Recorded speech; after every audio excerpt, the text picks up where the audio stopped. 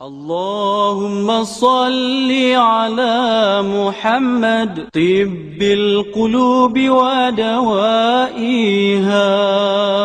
وعافية الأجساد وشفائها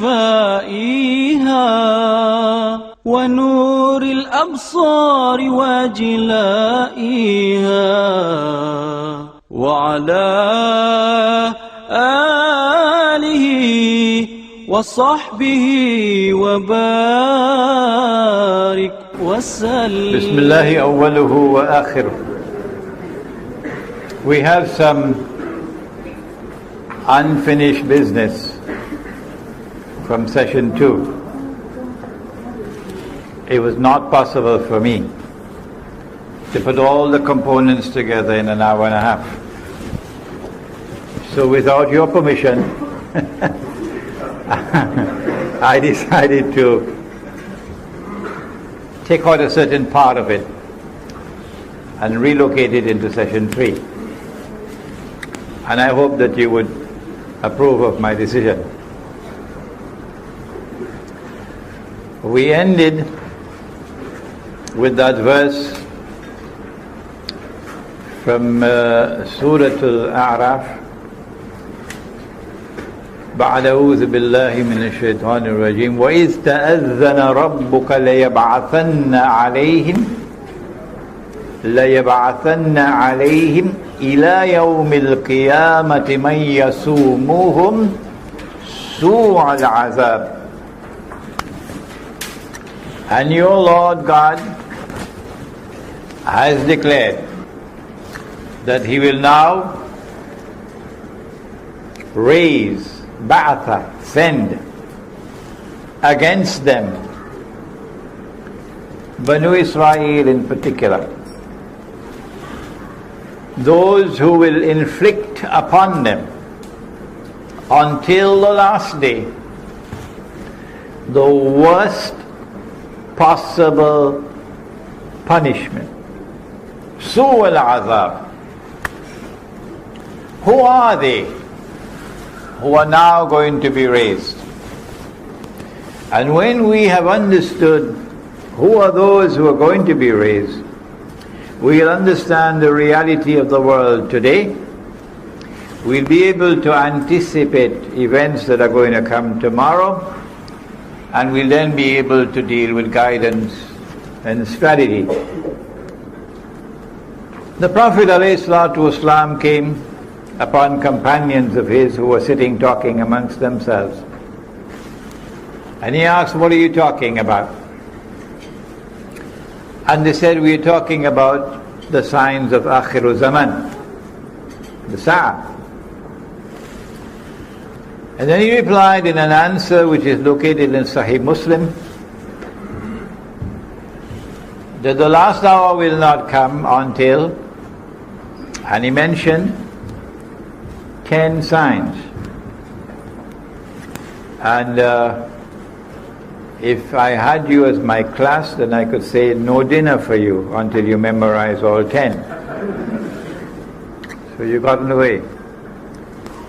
These 10 signs have not been given to us in the chronological sequence in which they will occur. No. So not because I mentioned Dajjal first, does it mean that this is the first to occur. The 10 signs are, number 1, Al-Masih al-Dajjal. Al-Masih is Nabi Isa alayhi salam. Al-Masih al-Dajjal is the false Messiah, the one who will seek to impersonate the true Messiah. The Christians call him the Antichrist.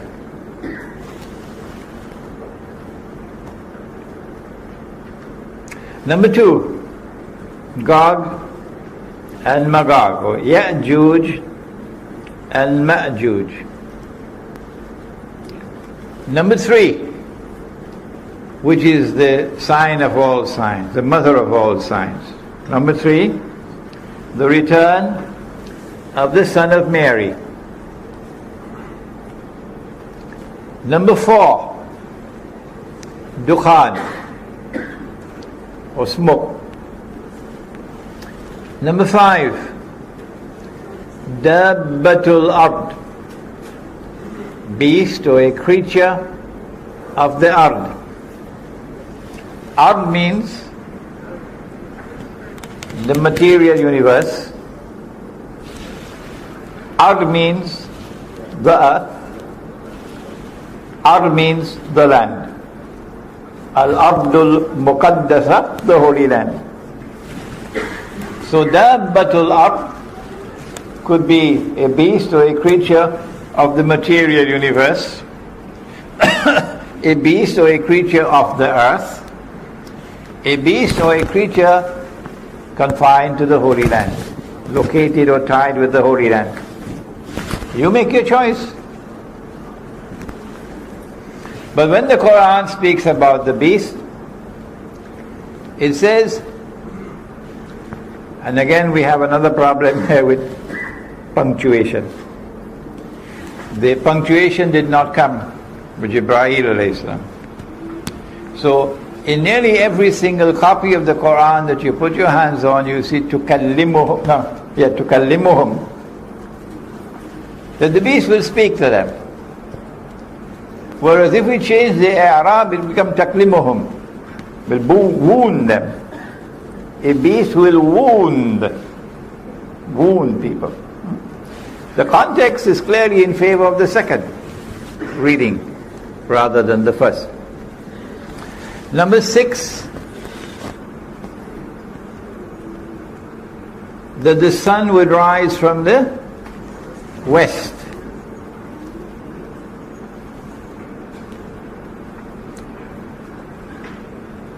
In the Quran, Ibrahim alayhi salam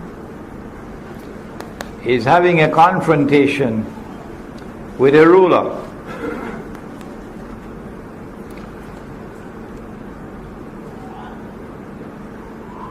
And the ruler says, "Why should I worship your Lord?" And Ibrahim alayhi salam says, "My Lord gives life and takes life." So the ruler said, "But so do I. So do I." Meaning, I can give the order and your life will be taken.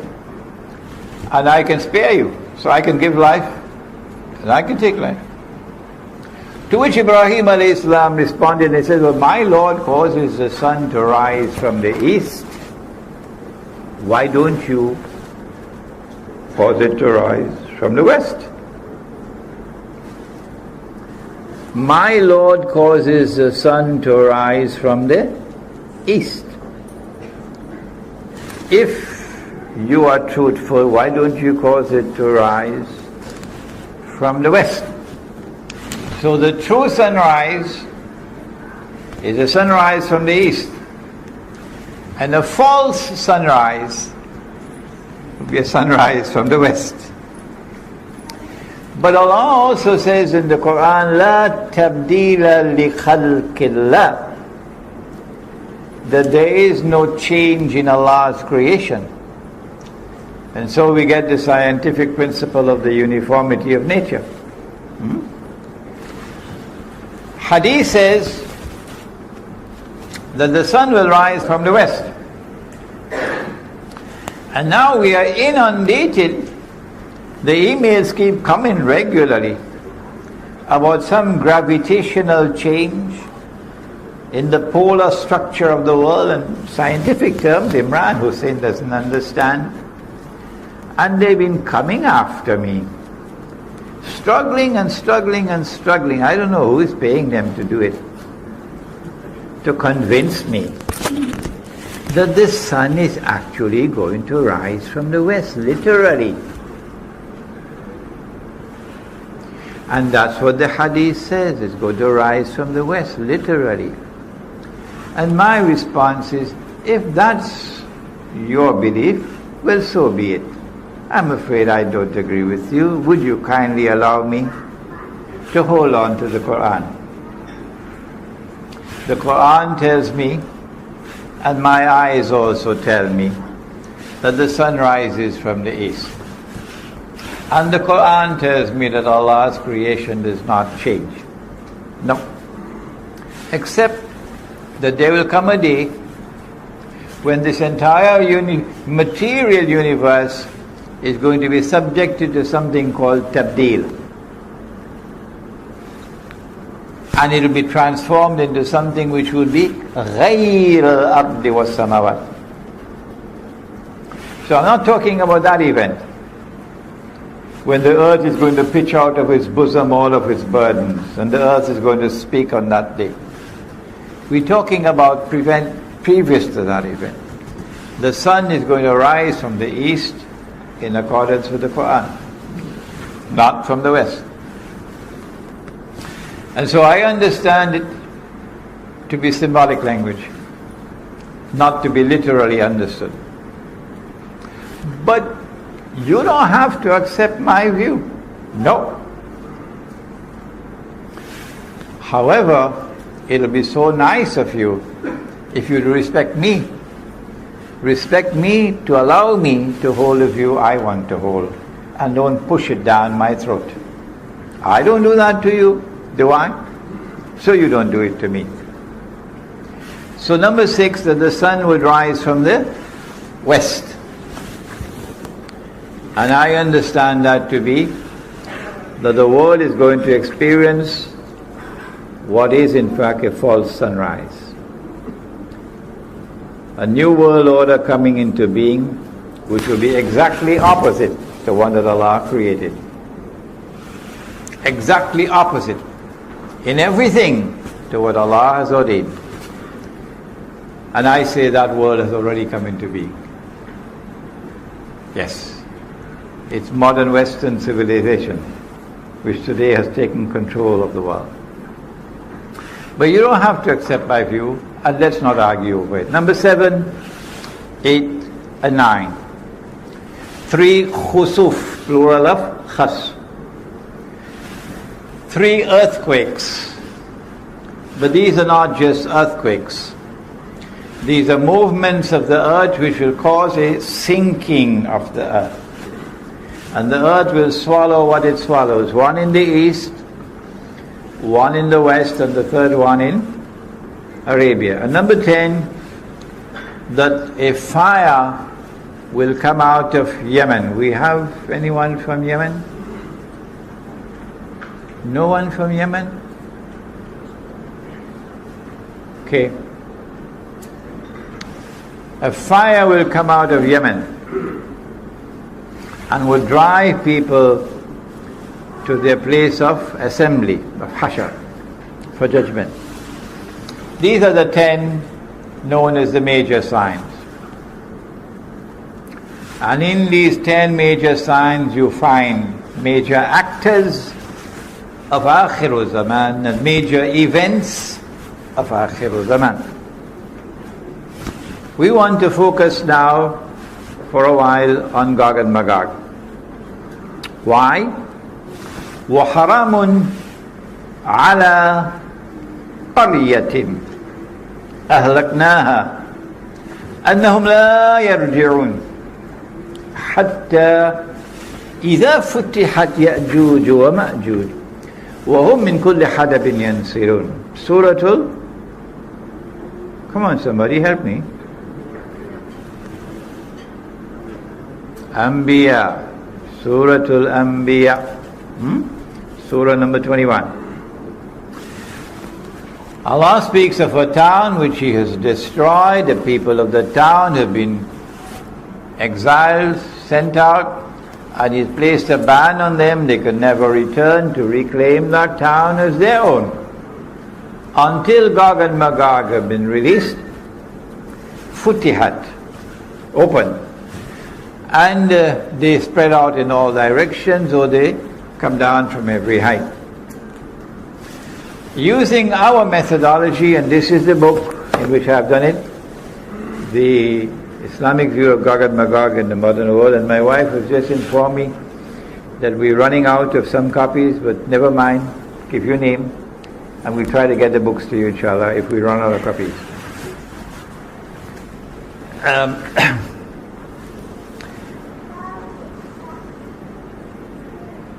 When Gog and Magog are released, and they descend from every height, or they spread out in all directions, then you'll find these people returning to this town to reclaim it as their own. And using our methodology, we came to the conclusion that the town is Jerusalem. And therefore, when you see Banu Israel being brought back to the Holy Land to reclaim it as their own, which they have done today, then there must be an explanation for that.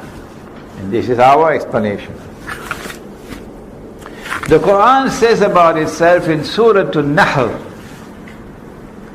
Surah number 16, it says, بَعْدَ أَعُوذُ بِاللَّهِ مِنَ الشَّيْطَانِ الرَّجِيمِ وَنَزَّلْنَا عَلَيْكَ الْكِتَابَ تِبْيَانًا لِكُلِّ شَيْءٍ وَهُدًى وَرَحْمَةً وَبُشْرَى لِلْمُسْلِمِينَ.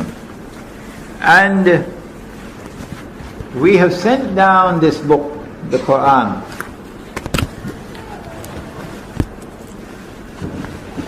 with an explanation in it for all things. تِبْيَانًا لِكُلِّ شَيْءٍ. This is a book which explains all things. It doesn't tell you how to fry fish, because you don't need that guidance from Allah.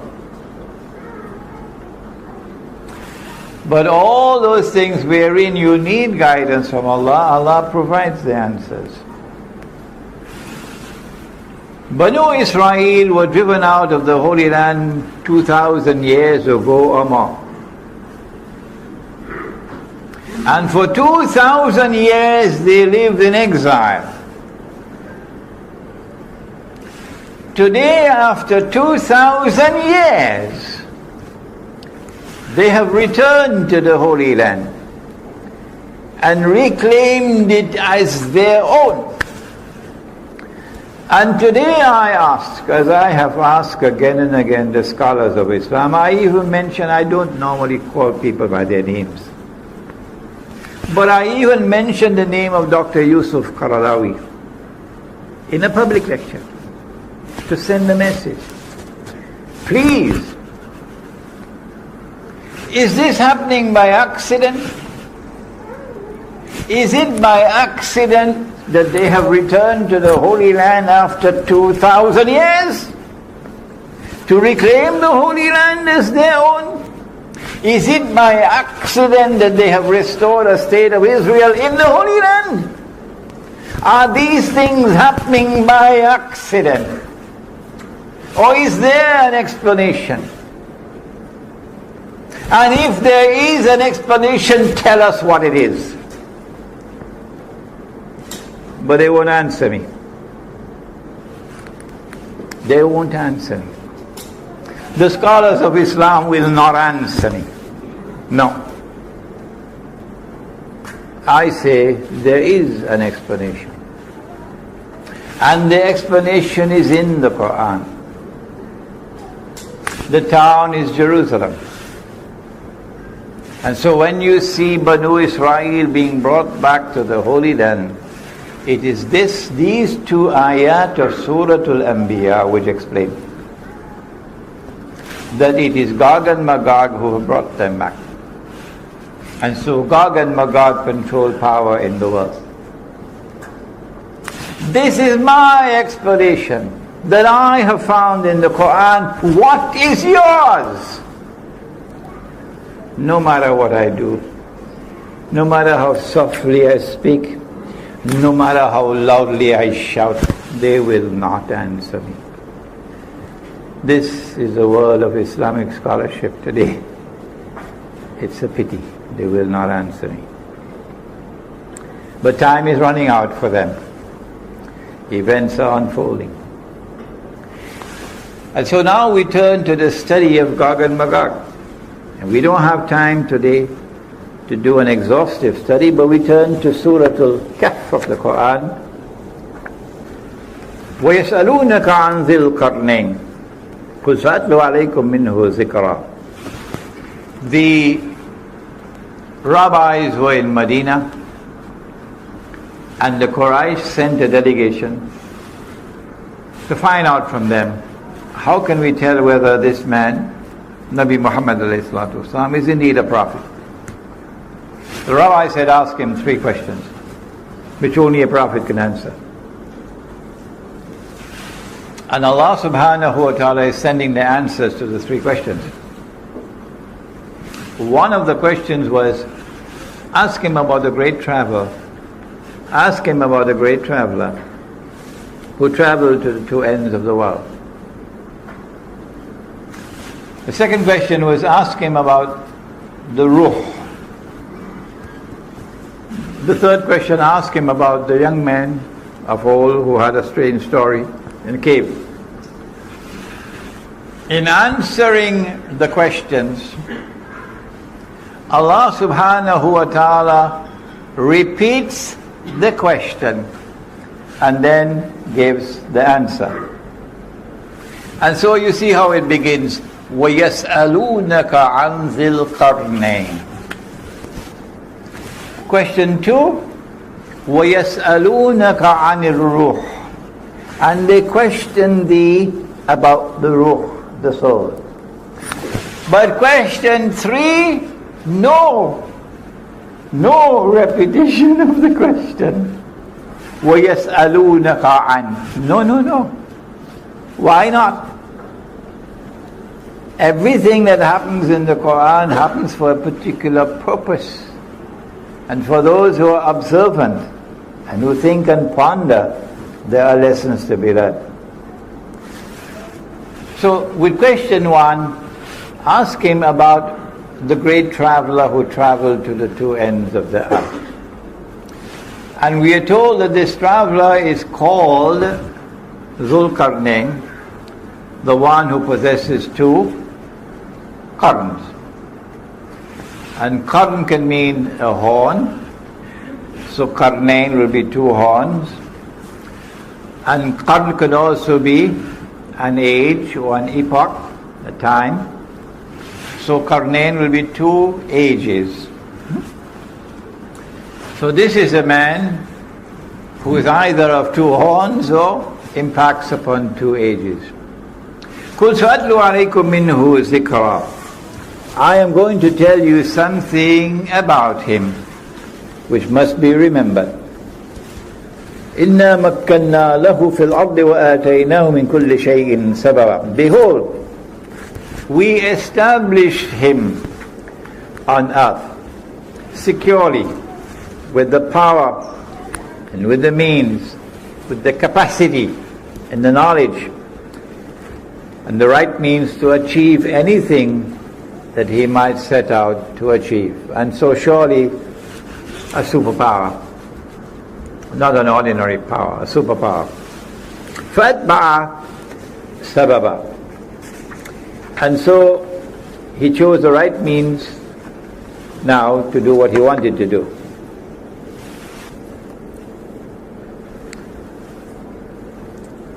حتى إذا بلغ مغرب الشمس.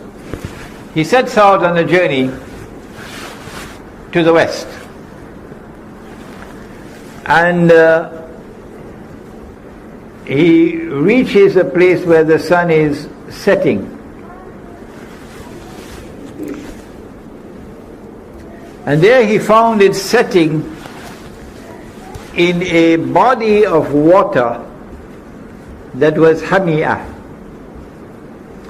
dark, murky, so visibility in that water will be very shallow.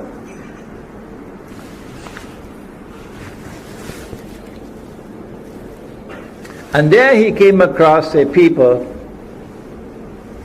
And then Allah subhanahu wa ta'ala now wants to teach a lesson.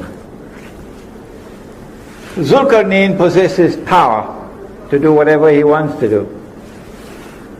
But Zulqarnain also has faith in Allah.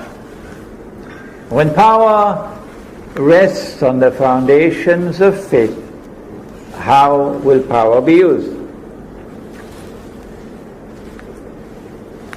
So Allah subhanahu wa ta'ala says to Zulqarnain, قلنا يا ذا القرنين إما أن تعذب وإما أن تتخذ فيهم حسنا. You have a choice to use your power either to punish or to reward.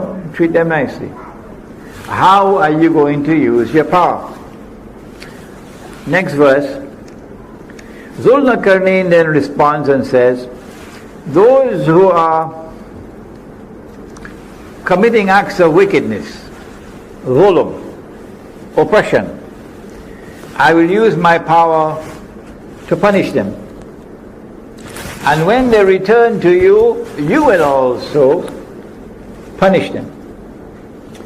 And so the perpetrators of injustice and oppression and wickedness will be punished both here and there.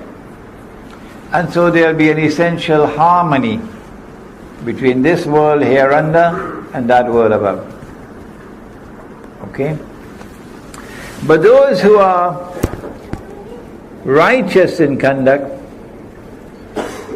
I'm going to treat them well and reward them and only give them that which is easy for them to fulfill. And so when power rests on the foundations of faith, power will be used to punish the oppressor, and power will be used to support and to help and to reward those who have faith and who are righteous in conduct. That is what the world could have been if we had followed the Quran. That is what the world could be like if you follow the Quran. Is it possible for us to identify that body of water? If we can, we'll be on the way to locating the geographical location of the area in which we're talking about. We're going to do that in a moment, inshallah. Then Zulkarnain set off on the second journey now, and he's going to the rising of the sun. And when he had traveled to the distance that he could travel, the Quran does not tell us how far it was, he came upon a people, لَمْ نَجْعَلْ مِن دُونِهَا سِتْرًا, a people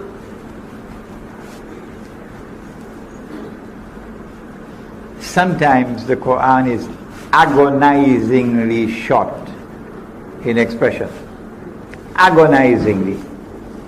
Only 4 or 5 words. That's all that you have. لَمْ نَجْعَلْ لَهُمْ مِن دُونِهَا سِتْرًا.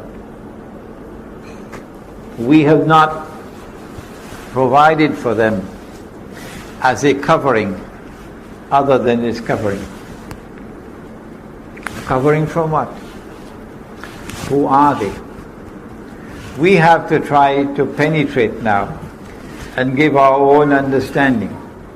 It appears to us that it is the natural covering that you have from the sunshine. So a people living a primitive way of life. A people living a primitive way of life.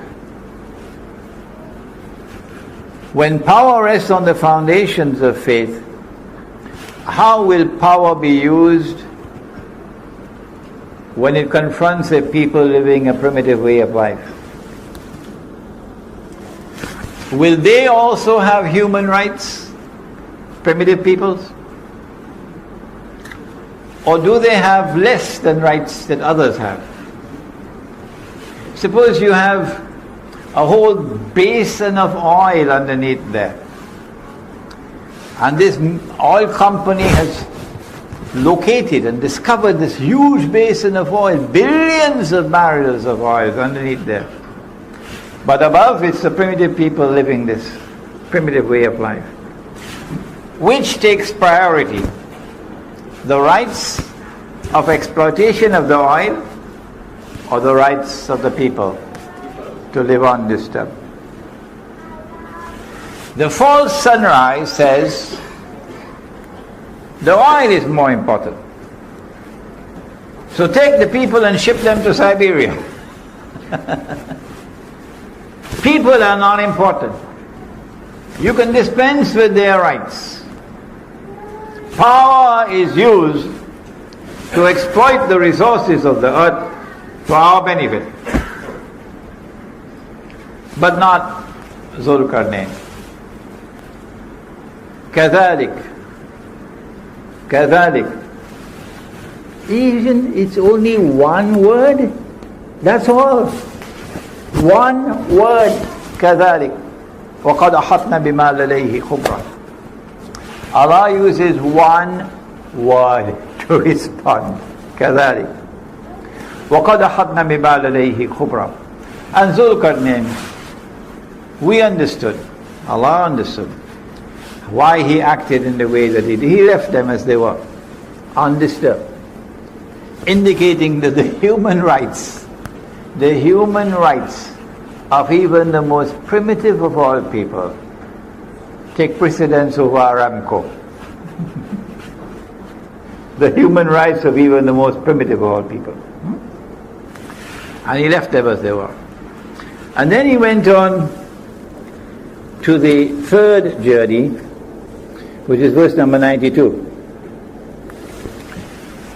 They had asked of only 2 journeys to the 2 ends of the earth. But Allah knew that they wanted to know whether Nabi Muhammad ﷺ knew about the 3rd journey. That's why they only asked about 2. And Allah is now giving a 3rd answer. Having given the 1st and the 2nd, He now goes to the actual target of the question, which is the 3rd journey. And it is on the 3rd journey that you come to one of the major signs of Akhirul Zaman, which was the target of the question. They wanted to know whether Nabi Muhammad ﷺ knew about Gog and Magog. And so now he travels in the 3rd direction. إِذَا بَلَغَ بَيْنَ السَّدَّيْنِ. He comes to a place between a pass between 2 mountain ranges. On this side are mountains, on this side are mountains. And in between there is a pass. Can we locate geographically where we're talking about? Is it possible? A pass between 2 mountain ranges. And there he came across a people, لا يكادون يفقهون قولا. He came across a people whose language he could not understand. Because their language was unique. Their language had no connections with other language in that region.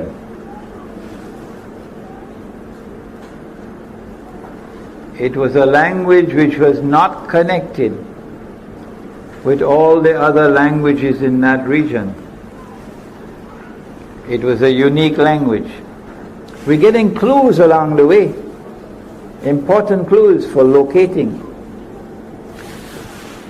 When they had learned to communicate with each other, then these people spoke to Zulkarnain and said to him, Ya Zulkarnain, O Zulkarnain, Inna Ya'juj wa Ma'juj mufsiduna fil ard. Gog and Magog are committing acts of fasad in our territory. There are many sins that we can commit, but only some of them are called crimes. A sin you punished up there, but a crime you punish here as well.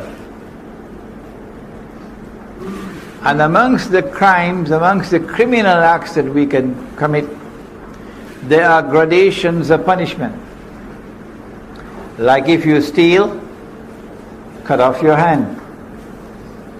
But the punishment that is severest of all is the punishment for fasad.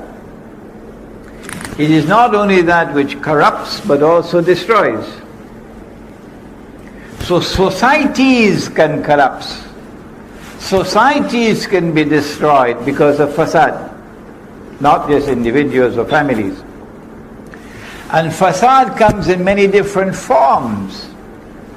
For example, Sodom and Gomorrah and their homosexuality. That's fasad. The corruption of agriculture. That's fasad. Many different kinds of fasad described in the Quran. And a good student will want to do some research and write a paper on fasad in the Quran. So Gog and Magog have PhDs in fasad. And so the punishment is the most terrible of all. At the lowest level of punishment is banishment. But at the highest level of punishment, it is cut off the hands and feet on opposite sides and crucify them until death. That's the worst punishment in the Quran.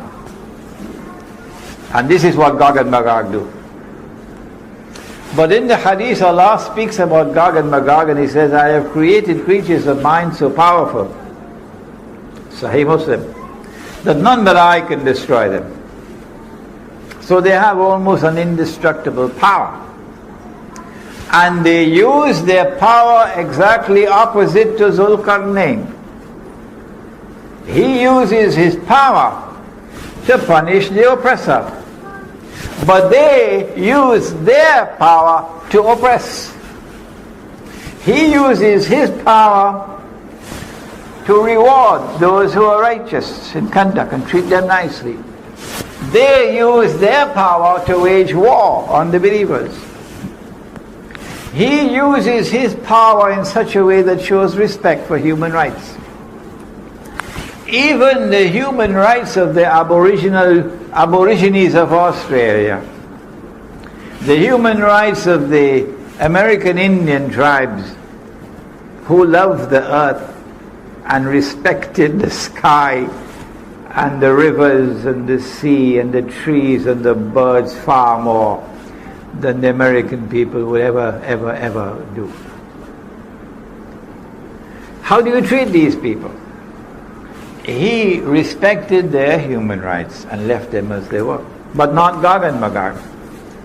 Today the American Indians and the Canadian Indians are in prison, and they're drinking alcohol, and they're wearing blue jeans and eating McDonald's hamburgers. That's where they are today, from what they were before. O Zulqarnain, can you help us? You have the power. Can you build a barrier to protect us from these people? He should have said, I don't need to build any barrier. I'll move in there and I'll beat them up, and they won't touch you anymore. Huh? Like if a Muslim woman is walking on the street of Brooklyn, nobody dares to molest her. Oh no, not a Muslim woman. Not in Brooklyn, not in Harlem, not in the Bronx. Because you make the mistake of molesting a Muslim woman, all the men will be on you like tigers. And they'll teach you a lesson you'll never forget. So I don't need to build any barrier, I'll go and teach them a lesson they'll never forget. But no, he didn't say that. They said, we're prepared to pay you. He said, I don't need your money. What Allah has given to me is more valuable. He recognized that even though he had this power, his power was not enough to be able to go and teach them a lesson. So he agreed to build a barrier, recognizing that their power was so great that even he could not defeat them. What I need from you is your labor. Help me with your manpower. And I'm going to build a barrier between you. Now number 96, verse number 96. Bring me blocks of iron. And so that has to be a geographical location where there's iron ore. It has to be a geographical location where there are mountain ranges and a pass between the mountain ranges. It has to be a geographical location where on the left you have a body of water which is so dark and murky that visibility is very shallow, okay? And it has to be an area where there are large deposits of iron ore. Bring me blocks of iron. And after he had covered the pass with blocks of iron, he said, build a furnace, blow with your bellows, and now bring me molten copper. So he poured the molten copper, and the engineers, we have an engineer here, tells me that this is to prevent rust. And after he had built the barrier and covered it, the Quran speaks,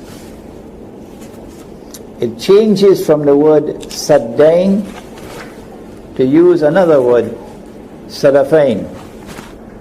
In verse number 95, آتوني زبر الحديد حتى إذا ساوى بين الصدفين. Previously the word used was saddain, but now the word used is sadafain. Saddain is two barriers, two mountain ranges, but sadafain is something else. It is like the two sides of a shell. We're going to have some pictures of this now. The two sides of a shell. You've been to the seashore. When you open a shell like this, it will join at the bottom, but open at the top. That's the shape of the pass between the mountains. Join at the bottom, open at the top. So when he had blocked off this space, this sadafain, now the molten copper is put on it, and then he says, هذا رحمة من ربي. Gog and Magog could neither scale the barrier nor could they penetrate it, so they are now trapped behind the barrier. And so Zulkarnain now says, هذا رحمة من ربي. This barrier is constructed in consequence of Allah's kindness and grace.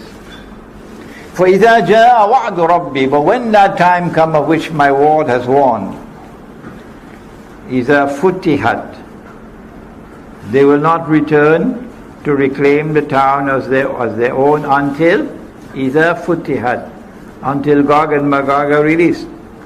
When that time comes for Gog and Magog to be released, so that Banu Israel are to be brought back to the Holy Land, جِئْنَا بِكُمْ لَفِيفًا, brought back as a motley crowd. At that time, جَعَلَهُ دَكَّا, Allah is going to bring down this barrier and it become dust.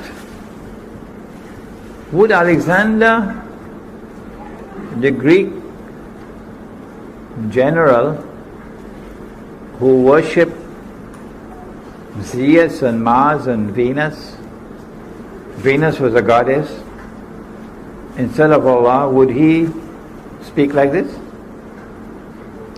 And yet you have so many people saying Zulkarnain was Alexander, or Zulkarnain was some Zoroastrian who was an emperor of Persia. Zulkarnain has to be someone who worships Allah, the one God. When that time comes of which my Lord has warned, He's going to cause this barrier to collapse, to become ruins. And then at that time, وَتَرَكْنَا بَعْدَهُمْ يَوْمَئِذٍ يَمُوجُ فِي بَعْضٍ. Allah will then cause Gog and Magog, it seems, to surge against each other like waves crashing against each other. Or Allah will cause mankind to enter into an age of universal anarchy, with people surging against each other, clashing with each other all over the earth. وَتَرَكْنَا بَعْدَهُمْ يَوْمَئِذٍ يَمُوجُ فِي بَعْضٍ. And when you see these things happening on the face of the earth, you know the trumpet is coming. وَنُفِخَ فِي الصُّورِ فَجَمَعْنَاهُمْ جَمْعًا. وَعَرَضْنَا جَهَنَّمَ يَوْمَئِذٍ لِلْكَافِرِينَ عَرْضًا. And on that day we shall place hell for all to see. In other words, this world is going to become a living hell before the eyes of those who deny the truth. الَّذِينَ كَانَتْ أَعْيُنُهُمْ فِي غِطَاءٍ عَنْ ذِكْرِي وَكَانُوا لَا يَسْتَطِيعُونَ السَّمْعَ. They are those whose eyes have been veiled against any remembrance of Allah. They could not bear to listen to the voice of truth. And then finally, this verse has to be included in the passage. أَفَحَسِبَ الَّذِينَ كَفَرُوا أَن يَتَّخِذُوا عِبَادِي مِن دُونِي أَوْلِيَاءَ إِنَّا أَعْتَدْنَا جَهَنَّمَ لِلْكَافِرِينَ نُزُلًا. Do they who reject the truth, do they perchance believe that they would succeed in embracing my true servants who worship me to become their awliya, their friends and their allies, while excluding me? And thus to trap them in the world which would become a living hell. Verily we have readied hell, Jahannam, to welcome all those who deny the truth. This is the passage of the Quran that introduces the subject of Gog and Magog. Now let's turn to the pictures and see whether we can locate. This is the Caucasus Mountains here, the white being the snow. And on the left side there is a body of water which is so dark and so murky, with so much algae in it, that it has been given a name. And that name has been there with it for many, many, many years, even the time of Ibn Kathir. It's called the Black Sea. It's called the Black Sea. Why? Because it is so dark. If you go to the Mediterranean Sea and you're on a ship, you could see several meters underneath the water. But if you go to the Black Sea, you'd hardly be able to see more than 1 meter underneath the water. Ibn Kathir recognizes this to be the sea mentioned in the Quran as Hamiyah. On this side of the Black Sea is the Caspian Sea. And in between the Caspian and the Black Sea is this body of land. So we see that Zulkarnain is traveling in that direction to the west, and then in this direction to the east. And incidentally, the Caspian Sea was destined to hold a huge basin of oil. A huge basin of oil underneath the Caspian Sea. The Caucasus Mountains are an unbroken range of mountains from that end to this end. But in between the Caucasus Mountains, there is one pass, only one, in between. It's called the Darial Gorge. Let's see if we have photographs of that. Here we are, the Caspian Sea, you can see it here. The Black Sea out there, that's Turkey. This is Syria, this is Iraq, this is Iran. And further south is the Holy Land. Next.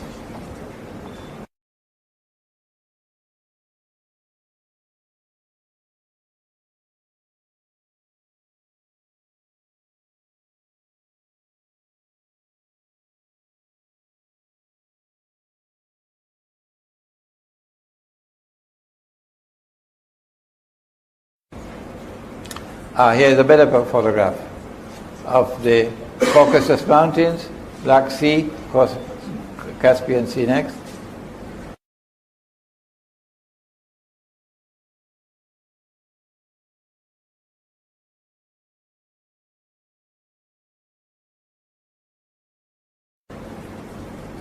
the Black Sea. You could see how black it is. And I have this photograph in my book, Gog and Magog. The Russian fleet, nuclear-powered Russian fleet, is over here.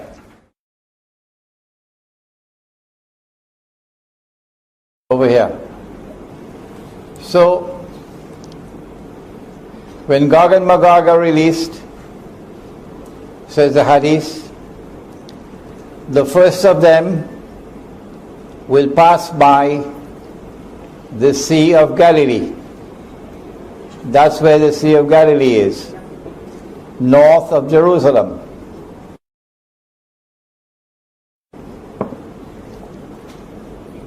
The Sea of Galilee is north of Jerusalem. And Gog and Magog are heading for Jerusalem. The word Jerusalem does not occur in the Hadith. It's the word Baitul Maqdis. So Gog and Magog are going to come down. The word Baitul Maqdis is actually there in the Hadith. Gog and Magog are going to come down to Baitul Maqdis. And in the process of going to Baitul Maqdis, they're going to pass by the Sea of Galilee. So they're coming from the north. They're coming from here. Alright? So Zulkarnain travels this way and then this way. And in between is the passage. See if you can find that. The passageway between. Here we are. There is the gorge, and there's one side, and there's the other side. And it's like an open shell. See, the Quran is describing this Sadafain. There they are again, the Sadafain. Go ahead. Oh, terrible. An open shell. No, this is better than the one I have in my book. The one in my book is really ugly. An open shell. So we see the two sides of the shell there. Alright? So previously the Quran had used the word Saddain, but now it uses the word Sadafain. The two sides of an open shell like that. Go ahead. Better. There you are. The two sides of an open shell. There you are, and that's the gorge in between. Go ahead.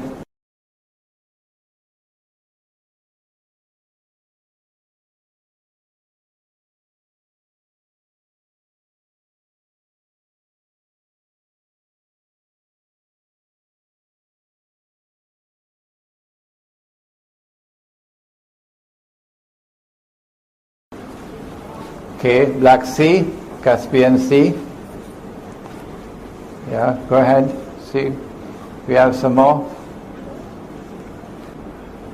One of the major events of Akhirul Zaman is the conquest of Constantinople.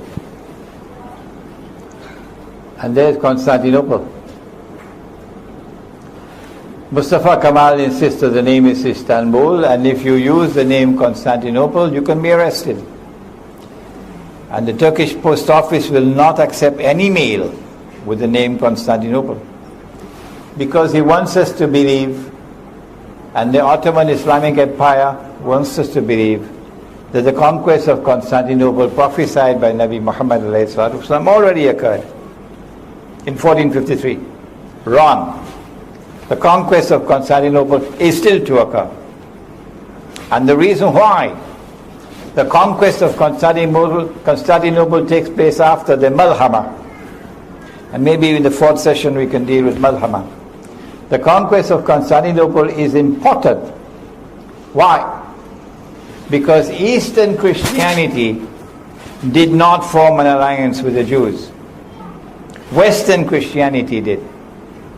Eastern Christianity is Rome of the Quran. And Nabi Muhammad ﷺ said that we Muslims are going to form an alliance with Rome. That alliance is important because the major force that faces Israel, the major threat to Israel, comes from Russia. The Russian nuclear-powered navy is here. Russia's navy cannot use this area over here in the winter time because it's all snow and ice. So for the Russian navy to get into the Mediterranean, this is the path. And NATO controls Istanbul, Constantinople, on behalf of the Anglo-American Zionist Alliance. And before NATO, it was the Ottoman Empire that controlled this on behalf of Britain and France. And it was the Ottoman Empire which was waging holy war on Eastern Christianity, on behalf of Western Christianity. And so the conquest of Constantinople has to take place so that the Russian fleet can get out of the Black Sea and come here. So we have, I believe, established for you the geographical location of Gog and Magog. A people who are located behind the barrier. Behind the barrier, on that side of the Caucasus, were the Khazar, a tribe of people who converted and became Jews. Must have been on a Sunday morning. And some of them converted from Judaism and became Christians. Must have been on a Sunday evening. So you have Khazar who are Jews, and you have Khazar who are Christians. But they did not become Jews because of religious conviction. They became Jews as a matter of political convenience. So they don't particularly care for Torah and for the laws of diet and so on. So these are people who are Jews as a nation, but not as a religion. Huh? A nation, not a religion. These are the people who today control power in the world. Now I have to make a confession. In this book, I came to the conclusion that Gog and Magog are the two rival powers in the world today. The Russian-led alliance I identified as Magog, and the Anglo-American alliance I recognize as Gog. I think that is now inadequate. Rather, a more accurate analysis would be that Gog and Magog are located within both the superpowers. And Gog and Magog are taking both the superpowers to their destruction. Because when the two superpowers have already been used to serve Israel and to serve the Zionists, they don't need them anymore. And so when the two superpowers are taken on a ride until they clash with each other, with the nuclear war, there will be mutual destruction. They will be destroyed, but not Gog and Magog. That's where I made my mistake.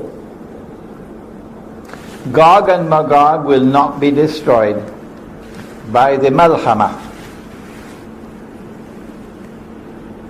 Gog and Magog will still survive the Malhama. And Gog and Magog are now going to use their power to ensure that Israel rules the world.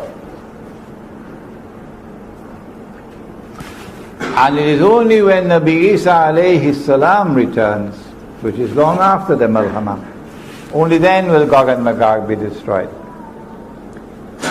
So when you read this book, I'm going to have to put in an extra paragraph or so now to give this additional explanation. Now, The Prophet ﷺ also spoke about Dajjal, that Allah had created a being and programmed that being to impersonate the true Messiah. They rejected him, the true Messiah, and they're waiting for the true Messiah to come. And so Allah is going to send into the world someone who will impersonate the true Messiah. And he is Dajjal. He will appear as a human being. He will appear as a Jew, as a young man who will be powerfully built. And I used to say who would have curly hair.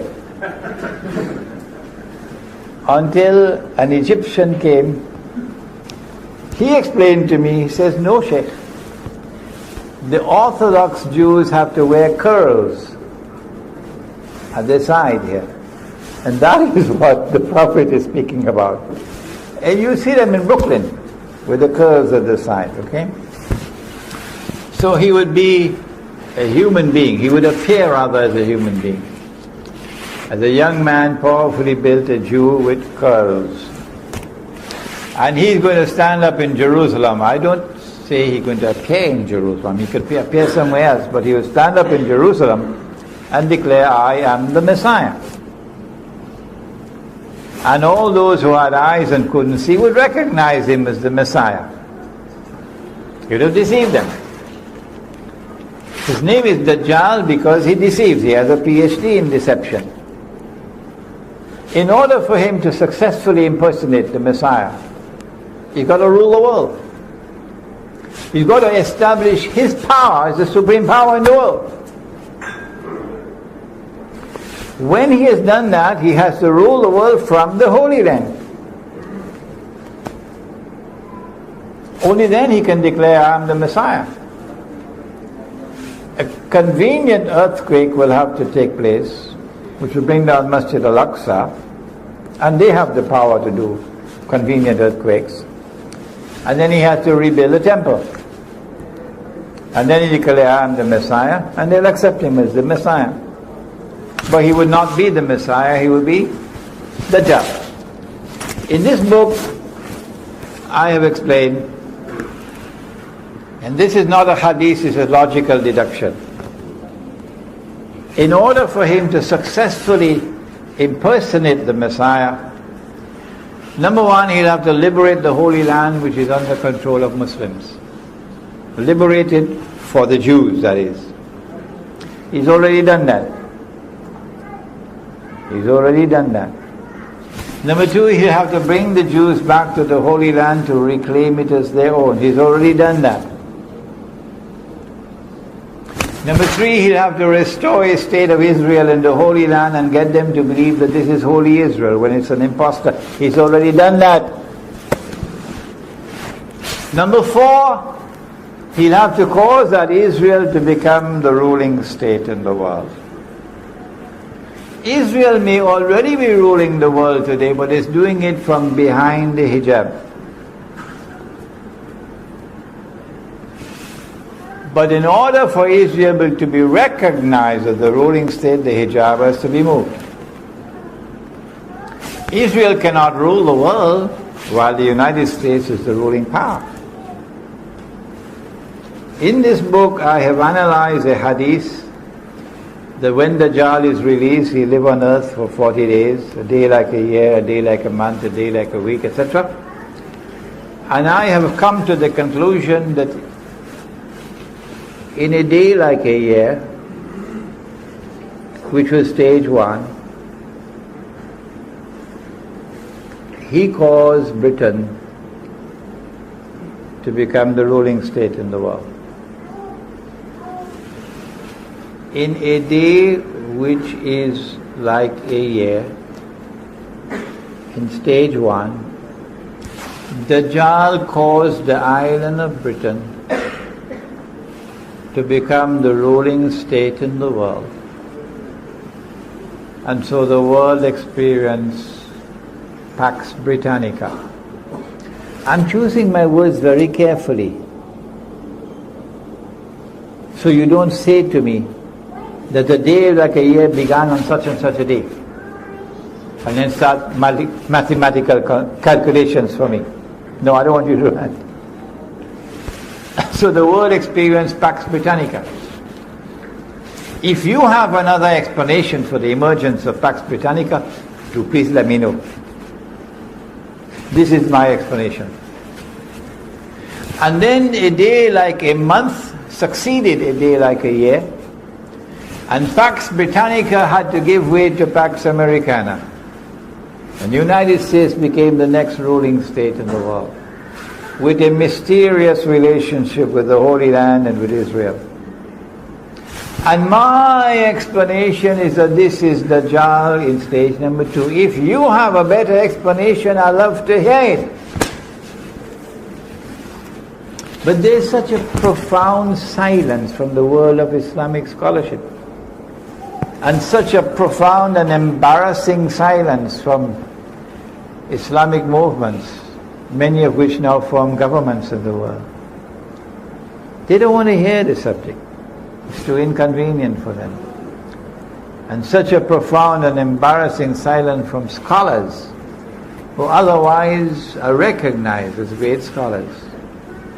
But if the Quran explains all things, what is the explanation for Pax Britannica? What is the explanation for Pax Americana?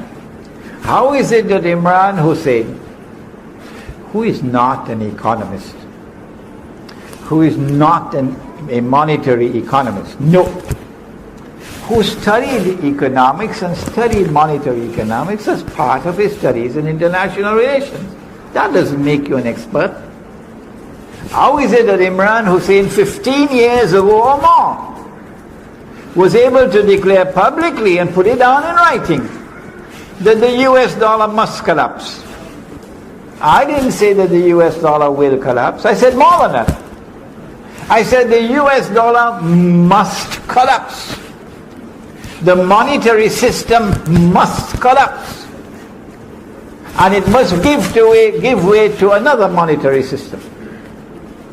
15 years ago I was talking about a new monetary system of cashless money. You can't see it, you can't touch it. Electronic money.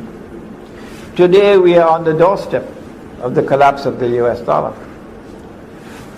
Where did I get the knowledge from? Was it a jinn whispering in my ear? Was it an angel whispering in the other ear? When will they wake up? This is not whisperings in my ear. This is scholarship. This is the application of a methodology to the sustained study of Akhir Zaman. That's where I got it from. And so as you study the subject of Dajjal, you'll understand political history, and you'll understand economic history, and you'll understand how to respond. I'm only introducing the response now. In the next session, we'll speak more about the response. Dajjal is about to move to a day which is like a week. And in that day which is like a week, Israel has to take over from the United States as the next ruling state in the world. And they ask me, how can little Israel rule the world? And I say to them, you dumb. Is there any American politician in the ruling state in the world today who has any kind of a hope to win an election if he stands up against Israel? You dumb. Israel controls the United States of America. And the President of Israel, or the Prime Minister, Ariel Sharon, he said that. We control the United States. He said it publicly. So it's not little Israel. It is the Zionist movement, it's the Anglo-American alliance, which is now a Zionist alliance. It is Gog and Magog. They are the ones who control power in the world, and they are delivering to Israel the status of ruling state in the world. In order for Israel to rule the world, it has to rule over the Arabs. And so you had the first Arab Spring 100 years ago. You've got to study history. This is not the first Arab Spring. The first Arab Spring was 100 years ago. And that first Arab Spring eased out the Ottoman Empire and brought into being client states that were overtly client states. Saudi Arabia, who will now control the heartland of Islam on behalf of the Zionists. It brought into being governments and rulers who now acted on behalf of the Zionists. The second Arab Spring is doing the same thing. The biggest obstacle in the way is Syria. And the most important plum in the whole basket is Syria. Is Syria. And in order for them to rule the world, they got to rule over the Arabs. To rule over the Arabs, you have to decimate the Arabs. You can't have so many Arabs, there are too many Arabs. And so, وَيْلٌ لِلْعَرَبِ مِنْ شَرٍ قَدْ اقْتَرَبَ, said Nabi Muhammad alayhi salatu wasalam. Woe unto the Arabs, because of a great evil which is going to come upon them. It's close, Gog and Magog. And he prophesied that the Arabs are going to be wiped out by plague. So biological warfare. The Arab Spring is meant to lead to the Arab slaughter. So you have a manageable Arab population in the world. And when the attack on the Arabs takes place, the biological one, the only place where you can find safety is in Mecca and Medina. Because neither Dajjal nor plague can enter into Mecca and Medina. When Israel rules the world, it will be for a day which is like a week, a short period of time. And that will be the time of the most intense oppression for Muslims. At the end of that day, which is like a week, we're going to experience the emergence of Dajjal in person. But before Dajjal can appear in person, two things must occur.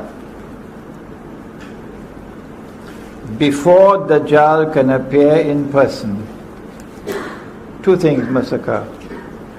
Number one, the Malhama, or the Great War, which will make the First World War and the Second World War look like a fight over peanuts. So great will that war be. And after that, what's the next one? What comes after the Malhama?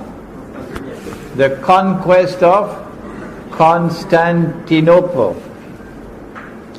And after the conquest of Constantinople, then comes the Khuruj of Dajjal. Dajjal was released in the lifetime of the Prophet ﷺ.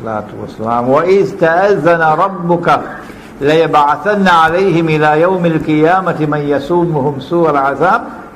Gog and Magog were released at that time. Dajjal was released at that time. But Dajjal is not in our world of space and time. But now after the conquest of Constantinople, Dajjal will have his Khuruj. So you're going to see him in person, Mr. Dajjal himself. At that time, Medina will be attacked. Dajjal is going to land outside of Medina, in salty, marshy land outside of Medina. Meaning the Israeli armed forces are going to attack Medina. And at that time, Medina is going to shake 3 times. And every kafir and every munafiq will be thrown out. So they're going to be kuffar in Medina and munafiqun. And they're going to join Dajjal. And the angels are going to bar Dajjal from entering Medina and divert his attack to Damascus. And when Dajjal reaches Damascus, then the three main actors of Akhir Zaman will all be together in the same geographical location. Number one, Dajjal, followed by 70,000 Jews from Isfahan wearing their Persian shawls, as the hadith. Number two, someone whose name I have not mentioned so far, Imam al-Mahdi. But I do have several lectures on the topic, and we have them right here. Imam al-Mahdi. And he will be inside the masjid, and Dajjal will be outside. The time of Salat. The first time the Messiah came, Allah appointed someone to positively identify the Messiah. Who was he? John the Baptist. The second time that the Messiah comes, Allah appoints someone to positively identify him. Who is he? Imam al-Mahdi. John the Baptist said, here he is, there's the man you've been waiting for, this is the Messiah. Pointing to his cousin, Nabi Isa alayhi salam. Imam al-Mahdi is about to lead the Salat when Dajjal comes, Nabi Isa alayhi salam comes down. Comes down from the sky with his hands resting on the wings of two angels. And as he comes down in the masjid, the Imam will say, this is the son of Mary. This is Nabi Isa alayhi salam. History repeats itself, positive identification. And then the Imam will invite him to lead the Salah. I say, no, you've been appointed by the Jama'ah, you lead the Salah.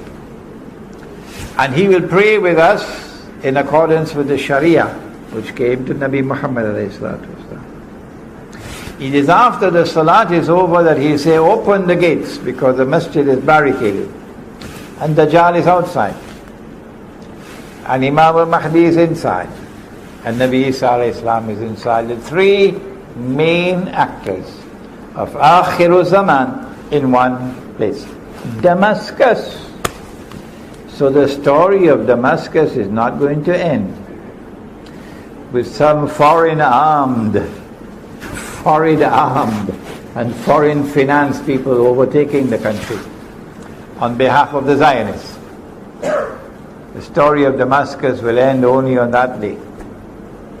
As he opens the gate and Dajjal sees him, Dajjal is going to melt like salt melts in water. And he's going to flee. Running. Today they're stamping their feet on the earth as bloody oppressors.